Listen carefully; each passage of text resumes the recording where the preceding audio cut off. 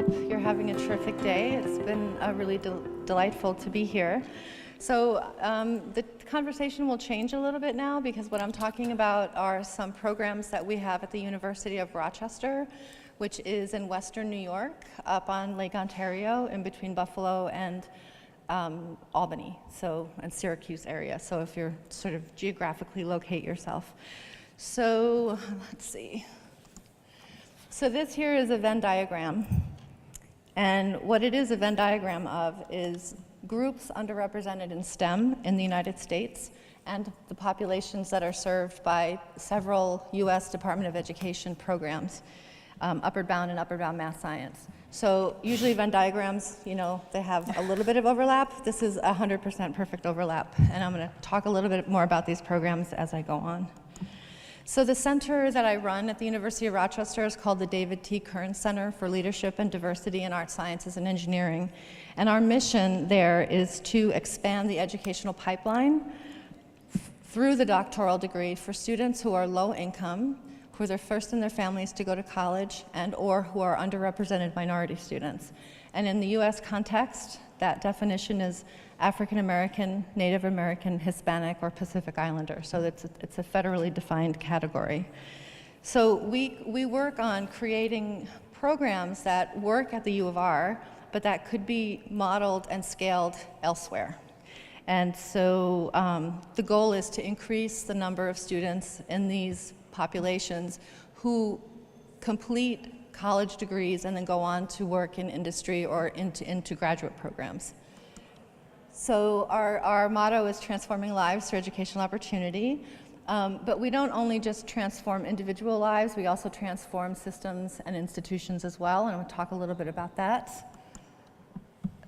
So if any of you are familiar with a Facebook website called Humans of New York, there's a gentleman whose name I'll get wrong, so I will not say his name. His first name is Brandon.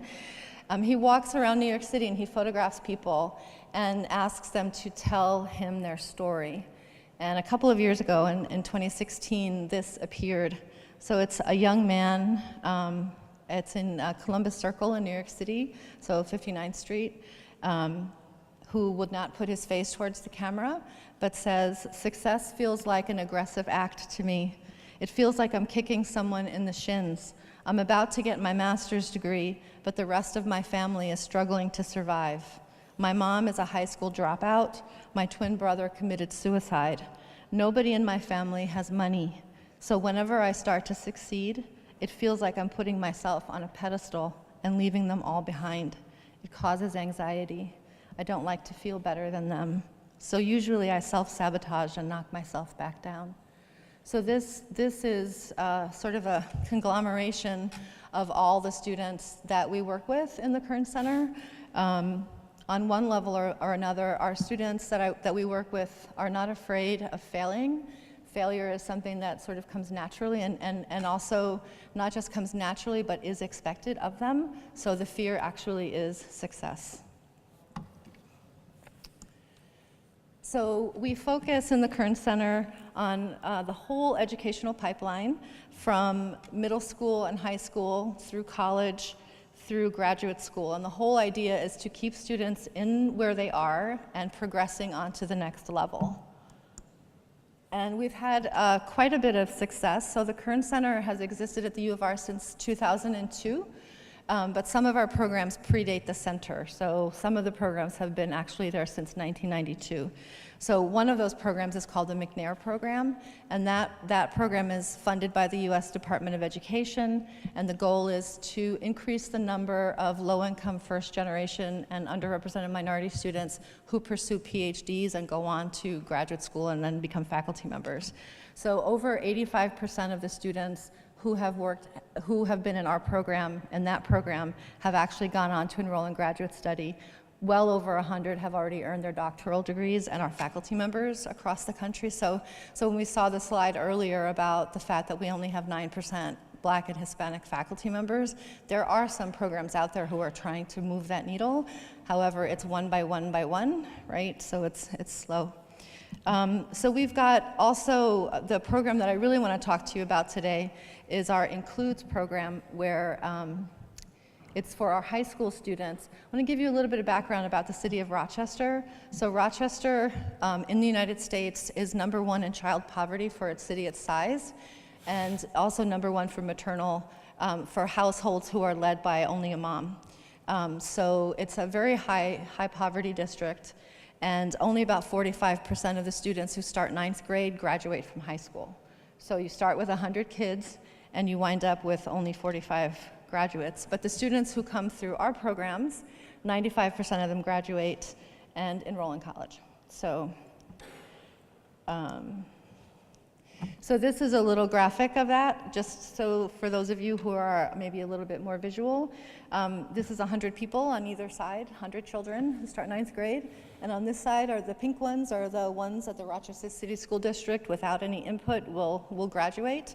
And on the other side, you have the 96 who will graduate from my program. So pretty successful. So we already know then that the students from the Rochester City School District can graduate from high school and enroll in college.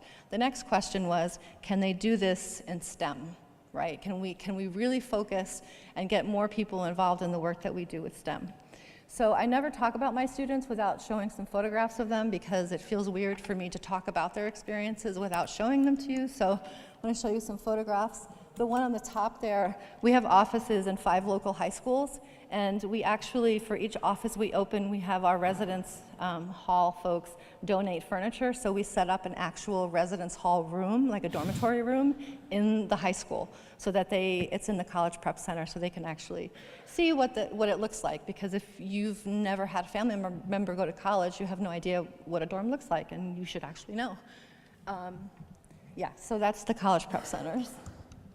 And then, so we have these kids that we work with them from 8th grade all the way through they graduate from high school. We have them all summer long, and then during the academic year for lots of different programming. So we do a lot of academic work with them, but we also have a lot of fun.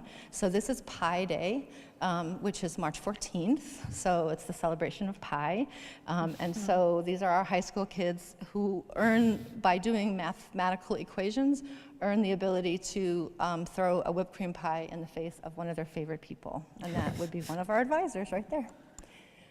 So taking like the successes that we had with these high school students and the work that we know happens. So University of Rochester, I should also say, is a Research 1 institution.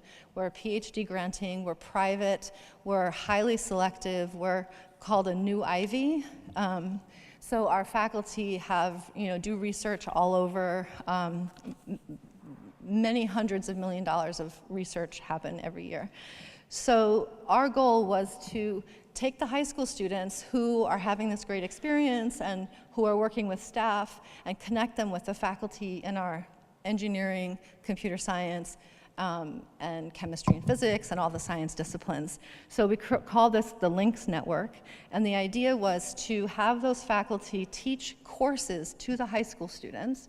So faculty who are teaching grad students and postdocs, have them actually teach short courses to the high school kids, either in the summer or during the year, and have that happen at Rochester and see how it went. So we did that for a year or two, and then we applied for an Includes grant, and we were successful in getting a pilot award so that we could take this model and try to replicate it at 3 different institutions.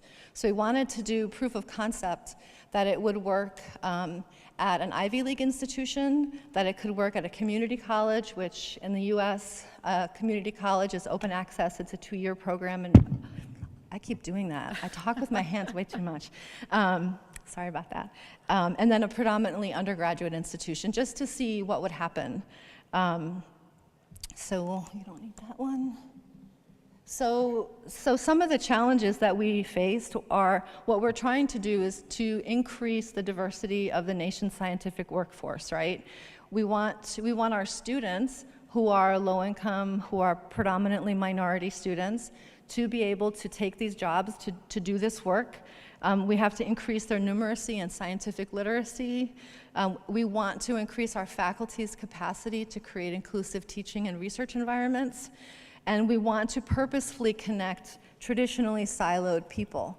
So what I mean by that is our faculty in the chemistry department or the biomedical engineering department and our staff who run these access and outreach programs often live in very different parts of the university and often don't even know each other. So the goal was actually, let's connect the faculty, the staff, the students, and actually pull this all together. So it worked pretty well at Rochester. We had some statistically significant positive outcomes in our first year of evaluation. We have the graduate students felt they had much more capacity to teach a variety of learners than they would otherwise have had if they had only had access to our undergraduates. It has, in fact, developed a community of faculty and graduate students and staff all working across disciplines and across boundaries and across age groups in ways that is not at all historical or typical on our campus. And importantly, for the faculty who have worked with these programs, their rate of success at earning National Science Foundation and National Institute of Health grants has dramatically increased because they're tied into something that actually has substance and leverages successes that are happening in other places. So the faculty have talked about becoming more thoughtful in their pedagogy and thinking about how to approach different learners in ways than they otherwise would have. So our goals by making this alliance is to connect faculty also across institutions. So our biology faculty can work with faculty at each of the other schools, and a lot of that cross-pollination has actually happened. We were using through this project, we were using the AAAS website called Trellis, which is like an online connector, LinkedIn for scientists kind of thing. And it was really interesting to see the faculty from different institutions having conversations with each other about this, how to get high school kids excited about working in a lab.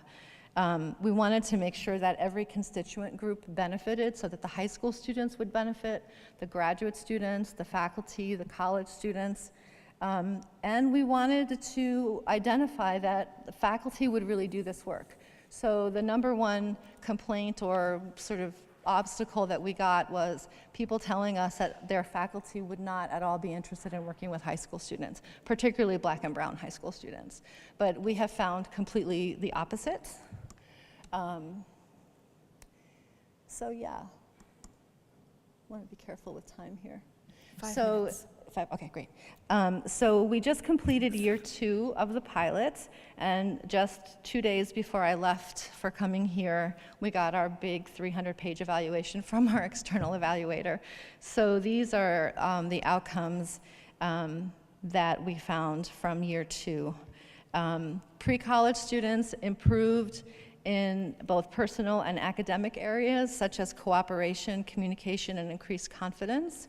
The graduate students demonstrated deepened worldview, an increased confidence in their teaching, and an understanding of the learning styles of different students.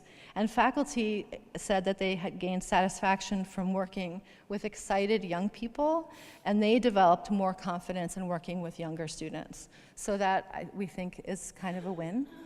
We did submit the large national scale-up grant, and we were not successful in the first round, but now that we have another year of data, we will certainly be going back for that, because the goal is to actually take this across the whole United States in different kinds of institutions. So a couple more photographs of science being done by young people. So this is Tom Howard, one of our faculty members in electrical engineering, computer science, mechanical engineering, and optics. He's one of those genius faculty members who have appointments in lots of different departments in his lab where they do robotics, and that's one of his big robots standing next to him. And that's a bunch of our high school students. And then they're also in the Maker Lab in the mechanical engineering. They're also, doing like actual hands-on things. A couple of our high school students wound up being published as second authors in peer-reviewed chemistry journals. So it just clearly indicates that our students can absolutely do this work. And And then just a faculty member saying how great it is to work with us for their NSF grants, because this young man was very successful and achieved his grant. So I think I will end there. I have a bunch more slides, but I don't think we need to go through them. Although, let me maybe just some more pictures. So our students do research presentations. One of the things that we do is we fill our university spaces with people who are not often in them. So it's very rare that you will see a group of 400 young Black and brown children at the University of Rochester's campus, but when you do, you know they're my kids. So, and then we celebrate with their families as well. There's this idea in the world, this deficit thinking idea, that the families of low-income students and Black and brown children are not interested in their success, and that could not be further from the truth. So I like to prove that too. You know, we humanize the idea of being a faculty member by putting faculty members at tables over food with our college students who are terrified to talk to them. But then they realize, oh, yes, Professor so-and-so is actually a real person. So we do a lot with food. Yeah. And then they graduate and are happy and go off and do these amazing things. These guys are all engineers. And that is the end of that. So thank you for your time and attention. Happy to take any questions. Perfect. Oh, that was very touching. Oh, good. It was lovely.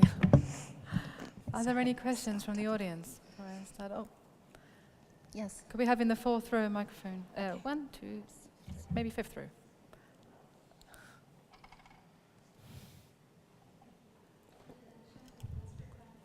Just interested to hear if you use other strategies for the young women, the girls in your high school stimulation program. If you're using maybe social issues, to really engage them in the science. Because some of the pictures in the electrical engineering lab, there were lots and lots of very excited boys. Yes, there are also pictures of girls, and I should actually make sure that I have them. So our dean of engineering is a woman now. We have recently had a changeover in much of our leadership. So our dean of arts and sciences is a woman. Our dean of engineering is a woman. And we've recently started a graduate women in science group and an undergraduate women in science group. And those young women and older women work very closely with the students in our program. We also do a lot of social programming for students. So we have actually a girls group and a boys group where they can talk about all different kinds of things. But yeah, so the social, go ahead. I didn't use the right word. What I meant is more like sustainable development goals. I mean more like, for instance, getting girls excited about big data or analytics by talking about, the implications of what, being able to work with statistics, how statistics can be biased and used against populations, and there's been some work done in this area. So it was more just using some of the SDGs to really excite, because often women scientists are doing socially impactful research. Correct. So that's what I meant. No, I appreciate that. And we do have a Center for Data Science. Big data is one of our huge focuses. And so we do have a bunch of people working on ethics of all of that and getting the girls excited about, and the young men too. I mean, I think for the populations that I work with, it's the men that are usually harder to reach. So the statistic that I gave you for our school district, 45% graduation rate, but for African American men, it's 9%. 9. Not 19 or 29, 9. So for us, it's very much, girls are a focus, but in this particular age group, we're really focused also on just trying to make sure that we keep the boys in school. Yeah. Anything else? Any more questions? Someone like to ask? I will. One other topic that I'll say to follow on Dr. Malcolm's presentation. So we have a poster, my two colleagues are here also. We have a poster on using restorative practices in response to sexual misconduct on campus. So if you've heard anything about the University of Rochester over the past 2 years, we've been embroiled in a lawsuit and a whole bunch of difficulty around that topic. So we are leading an effort on bringing restorative practices to heal the community after pretty serious issues have happened and are ongoing. There was a question, sorry. Yeah. Hi, my name is Jana. I'm working at the Technical University here in the Netherlands in Eindhoven, sorry. Right. It's really, thank you for the talk. It's really great to see how passionate you are about your work. Could you give 1, 2 examples of how you really include the students when they go through the graduate school? So really practical examples? So a practical example is when the high school students are on our campus, they all have an ID that allows them access to the library and the facilities. So they are, even though many of the students will go on to college elsewhere, so it's not really a recruitment program for our school. The students who are in the program very much feel like the U of R is their home. So they come to campus a couple times a week for tutoring after school. I see them hanging out on campus. They have access to, meeting with the deans. They have a lot of faculty who are interested in them. I mean, so there's quite a lot of logistical things that happen that make them, this is just yours. You don't have to ask extra. This is not you don't have to ask permission to do something. You just are part of the community. Does that kind of answer your question? Yeah, I think okay. The part about feeling at home. Yeah. And what about when they're at the university? I mean, how are they? Do you follow up with them? Do you yes, we actually stay in touch with our students. So we in this particular program, we start working with them the summer after 8th grade, before 9th grade. Yeah. They stay in the program until they graduate high school, but we track them for 10 years after they leave the program. So yes, we have staff who are in contact with them via email or Skype, or sometimes they go visit them where they're at school. Most of our students stay in the general vicinity of Rochester. They don't go too far from home for college. Yeah. They're the first people in their families to go to college, so going a couple hours away is a big deal. So, and how are they selected? How do they get It's into a the pretty program? lengthy process. There's a whole application process with lots of documentation. We do interviews with the child, as well as mom, dad. But how do you know who to include? I mean, is it every child that goes to high school? Is it eligible? What's your denominator? So teachers and counselors can nominate, and also people who are in the program currently. So we serve about 300 students a year, so it's not a small number. Yeah. I know in the UK they had funding for universities, or tuition fees were, you could only apply tuition fees for a while only if you had widening participation schemes like this. Oh. And of course, for some universities, the local population was the demographic they were looking for. Right. And then there were other universities, maybe like University of Bristol, that isn't, that's right in the city centre, it doesn't have that local population. Right. So how do you tell these universities that don't have this rich kind of demographic, I mean rich as in full of underrepresented communities, how do you pass on your messages? Well, so that's a very interesting question. I was in Oxford a couple of weeks ago speaking to the governing body of Pembroke College on this exact topic, because you might imagine Oxford is not particularly diverse, either economically or ethnically. And so their question kept coming back to, well, how are we going to know that these students are prepared to come to Oxford? Our perspective at Rochester is we want our students to succeed wherever they go. So if they go to a state school, if they go to a competitor, that's fine. So it's a little different, but the point is, the research questions get asked and answered by the people who are doing the research. And if we don't have different people doing the research, we're not going to be asking and answering the questions that we need to solve to fix the world that we live in right now. So, yes. I mean, ultimately, Well, no, that's true. And to mention Bristol University again, because someone mentioned the keynote speaker. You know, there's universities that, like Ivy League for here, they say, we want these people to come to us. They won't apply. You know, they get the grades and they still don't apply. There is that issue in the United States as well. Yeah. Yeah. So there are a lot of different strategies to work on that bigger problem than I can solve at my institution. Yeah.